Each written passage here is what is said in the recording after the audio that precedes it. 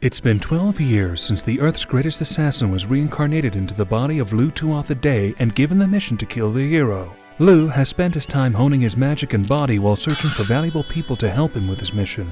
Now he's been tasked by his father with developing a fake identity as a merchant with which to gain access to high society people and places.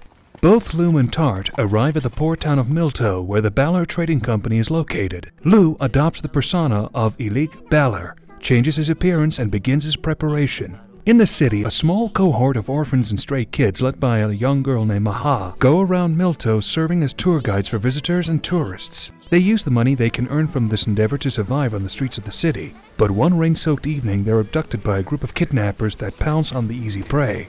The kids are taken to a corrupt orphanage run by a criminal named Torin. Torin receives funds from wealthy patrons to run the place as an act of charity, but since his income depends upon the number of children occupying his orphanage, he hires thugs to grab homeless kids off the streets. The kids are treated horribly, beaten, starved, and made to do manual labor throughout the day. Torin also runs a side business for nobles who wish to spend a night with the children. The trauma of their situation gets to be too much for one of the girls in Maha's group, Noeen, who goes so far as to brutally scar her face with a sickle. This sickening situation is shown to go on for 2 years when one day Lu shows up at their establishment as Ilig Balor and offers to buy one of the children permanently to use as his right hand. Lu offers this position to Maha and comes to an agreement with Torin, who asks him to come pick Maha up in 3 days' time. When Lu leaves, Torin tells Maha to get dressed as he has received an offer for a night with her from a viscount. That night, as they travel by carriage, Maha reveals that she possesses mana and tries to make him run for it, but is caught by Torin's henchman, who is also mana capable. Just when all hope seems lost, Lu arrives in the nick of time to save her. He exposes Torin's con to the authorities, who arrest him and shut down his operation, and also has Noeen's scars healed. Arrangements are made for Maha to be adopted into the Balor family, where the head of the household, Balor Biemnich, is the only one that knows of Lu's real background. He assigns Lu to a store with a free reign to run it however he pleases. With his goal of targeting nobles, Lu decides to convert the premises into a high-end cosmetic and sweet shop. Using knowledge from Earth, he introduces moisturizers and chocolate to the market for the very first time and has the children from Maha's group operate the store. The products are an instant hit. Their shop, Orna, becomes the talk of the town, with Lu receiving invitations for an audience with nobles all over Alvin and the neighboring kingdoms. The method of production is kept a trade secret by Lu, causing him to be targeted by spies and kidnappers. Their efforts are easily thwarted by Tart and Maha, who are both being trained personally by him. He also takes the time to visit Dia once a month at her estate, where they both spend time together as well as research magic and develop new spells, with their latest success being the development of a gravity reversal spell.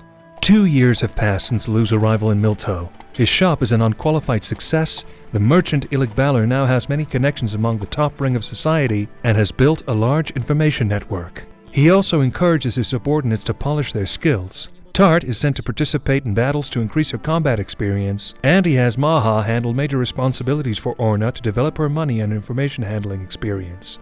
With his time in Milto coming to an end, he transfers the responsibility of handling the day-to-day operations of the store, Orna, to Maha, who lays out plans to expand the business into the neighboring towns and cities.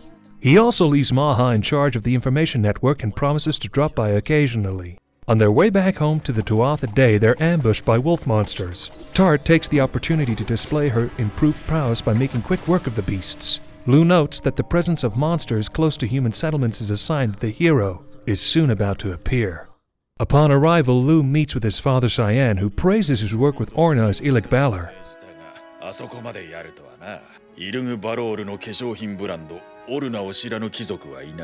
Cyan reveals that he had an ulterior motive for sending Lu on a mission to become a merchant, that being to allow him to build a life outside of the Tuatha Dé. He offers Lu the chance to leave the family and their dangerous lifestyle, but Lu reaffirms his conviction to stay with the family and follow the Tuatha Dé creed. He states that all the work he's done and the people he has helped as both Lu Tuatha Dé and Ilig Balor are important to him, and thus the peace of the Alvan kingdom is something that he has to respect. He also informs Cyan that he's in love with Dia and can only ask for a hand in marriage as a Tuatha Dé, not as Ilig Balor. This makes Cyan laugh, and he allows Lu to embark on his first solo assassination mission. The mission involves assassinating a corrupt count by the name of Asba Van Kaur. The count rules over Pizir, a large merchant town. To enrich himself, Vancower sells Elvan Kingdom's military secrets to neighboring kingdoms in exchange for an addictive drug called Vizian, which he then distributes throughout Elvan. Cyan gives Lu free rein to kill the Count in any manner he wishes without any interference from him. Before deciding to take on the job, Lu begins to investigate the Count to see if he's truly worthy of being killed. To do this, he devises a plan to use the identity of Ilik Balor to infiltrate the Count's home. He has messages delivered to Maha to mobilize their information network and to set up a meeting with the Count's wife. While Maha works on obtaining information from behind the scenes, Lu and Tart decide to go visit Bazir in person to observe the state of the citizens of Vencower's territory. As they walk through the streets and alleys of Bazir, they're ambushed by thugs who use a little girl with a Vizian-addicted mother to distribute drug-laced jam to unsuspecting customers. They disable the wannabe enforcers and visit the girl's home in the state Vizian has left her mother in. Lu uses magic to break the biological dependence the mother's body has with the drug, but states there is nothing he can do about the mental craving she may have for it. Having seen all they needed to, they go back home where the intel gathered by Maha has already been delivered. Upon confirming that the Count is indeed the ringleader behind the operation, they begin their work. Maha arrives, using the job as an excuse to come see Lu, and they both go to Bazir under their Balor identities. There, they meet with the Count's wife and the Count himself. They stay at their home for some days where they debut a new moisturizer and attend parties. Using the intel obtained from the Count's wife, Lu and Tart find a cliff overlooking the Vencower estate and snipe the Count as he steps out on his balcony for a glass of wine before bed. ターゲット確認。暗殺貴族トゥアハーデの信念に基づき排除する。When he sees the Count's wife crying over the body of her dead husband, Lu feels these emotions being moved for the first time after a kill. As Tart comforts him, he realizes that while this killing was necessary, he would not forget this feeling, as that was the type of person Lu Tuatha Dé had decided to become. Using the knowledge of the world granted to him by the goddess, Lu tasks Maha with locating and acquiring divine treasures. Maha manages to locate one of them, a spear called Gay Bolg, currently in the hands of a man named Sintanta McNess. McNess is rumored among the people to be the man who is most likely to become the hero. Maha also reveals that a civil war has broken out in Dia's kingdom of Swiogle, and that her Viacone family is also participating as part of the kingdom's army. Meanwhile, that very same Sintanta McNess is currently fighting on the side of the rebels and dealing major damage to their army. Lu rushes over to Dia's home and implores her to escape, telling her that if Sintanta is the hero, they have no means of beating him. He offers to help her and her family leave the kingdom using his identity as Ilik Balor. This angers Dia, who states that as the daughter of a count, she was born with the responsibility of protecting her land and her people. Fleeing was simply not an option. To counter the depressing mood, Dia asks Lu to help disguise her the same way he disguises himself as Ilik Balor and take her out on a date in town. The two walk around town together, eating, conversing, and playing games. Lu notes the presence of combat veterans in town, signifying the seriousness of the situation. Dia brings him to Viacone's famous hot springs, and the two bathe together.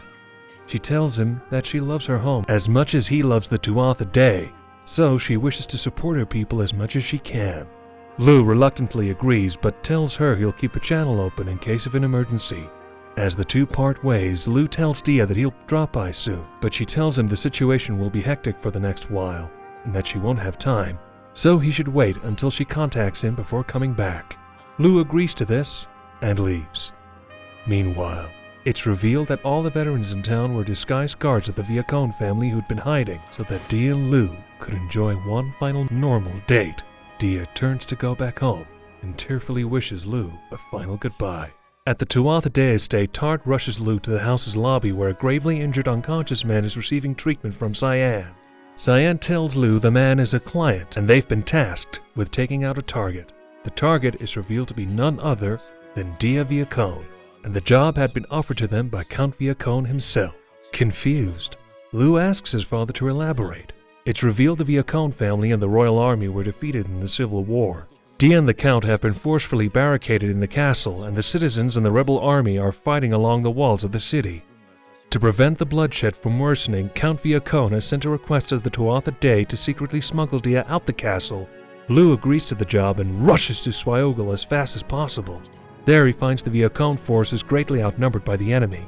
To spread confusion and make a path for himself to slip into the castle unnoticed, Lu snipes a few enemy commanders and sets off a few explosives using far stones.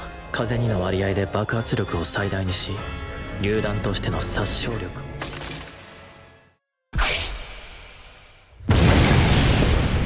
Using this opportunity, the Viacone forces launch a surprise attack which Lu uses to camouflage his intrusion. Unseen by anybody, he makes his way into the castle and into Dia's room where she and her father Demore Viacone await. Lu and Demore greet one another and come up with an escape plan. Lu proposes to set the room on fire to make it look as if Dia committed suicide, using a dead girl's body he'd picked up from the battlefield as a body double. Demore agrees and tells Lu he will go out as a diversion and slip away after his allies escape. Just as they're about to carry out the plan, an unknown assailant launches a devastating attack which wipes out an entire section of the battlefield. Lu manages to block some of the firepower, but it still damages a good chunk of the castle and Dia's room as well. It's revealed the man behind the attack was none other than Santanta McNess. The power on display had come from the divine treasure in his possession, Gay Bull. Lu responds with a large attack of his own, but it only manages to scratch McNess. Witnessing his power, Santanta challenges Lu to a duel. Lu realizes this to be the only way to escape without bloodshed, since Santanta is completely focused on him and agrees to participate. While stalling for time, he uses magic to launch a tungsten rod into space and attacks Santanta with a kinetic orbital strike, the so-called rod from God. With power comparable to a small nuclear strike, the rod falls on top of Santanta, drilling a giant hole deep in the earth, taking Santanta down in the process. To prevent Dia from being used as a reason for another war, Lu brings her away to the Tuatha Dé residence where she's disguised under a false identity of being Lu's younger sister. Just as all seems well, Cyan reveals he received a letter from Maha informing him the real hero, Epona Rhiannon, has appeared in the Alvan Kingdom.